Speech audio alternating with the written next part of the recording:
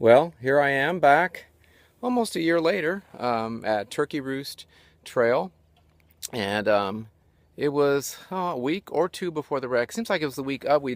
Ben and Bob and I ran here, um, did 31 miles or so, did the loop 4 times basically. Um, and then Saturday, then we were over at Morgan Monroe the day of. But it might have been the week before. I get confused. I need to go back and look at it. But anyway, it means a lot that I'm here today, and I'm here to get in 32 miles.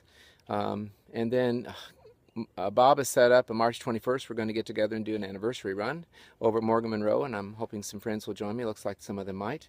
And then a week later, I'll go up to Channel Lakes, their last big training run, and get a couple loops in there. And so these are my last big long runs before the Indiana Trail 100. So beautiful day. It's just like 32 right now. It's going to get to 48.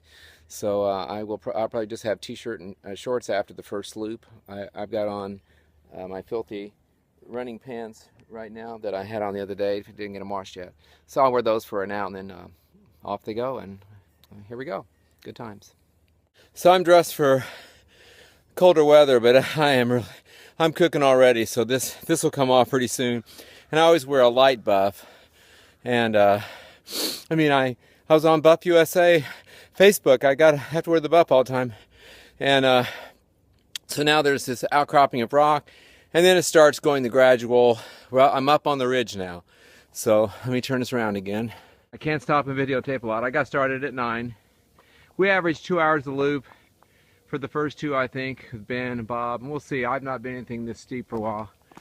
And then I'll come up here, and you can, over there, down there's Bologna, Starved Rock Recreation Area.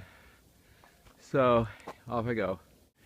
So now we're more up to the top of the ridge, and here you see markers.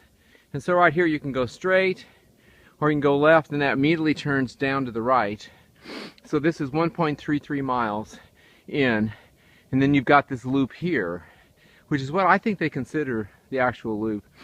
So you tack on, when you get back to the car, that's 2.6 plus what I'm about to do. So now we're up on the ridge, and not as much steep climbing now. So now I get to do some running. So here we go. Well, I'm back home. I tried to do a video out at the Turkey Roost when I finished, but my phone was full from stuff from Poland.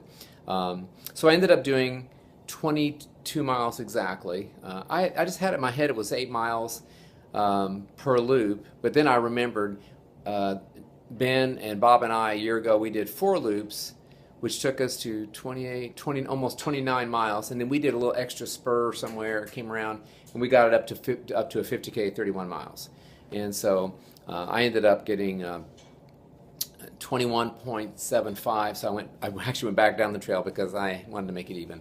So it was 22, my original goal was 32, 31 miles today, but I was running out of time, so I'm glad I just had to stop anyway because I've got praise band practice. But it's the first time actually I've been, I just realized it was the first time I've been on a trail of any sort with significant climbs up and down, which was really good for me. So it was a bigger workout, those 22, than the 24 or 25 I did at the refuge recently. So it was good, and I'm hopefully I'll catch a good day next week, and then I do want to do 50K out there.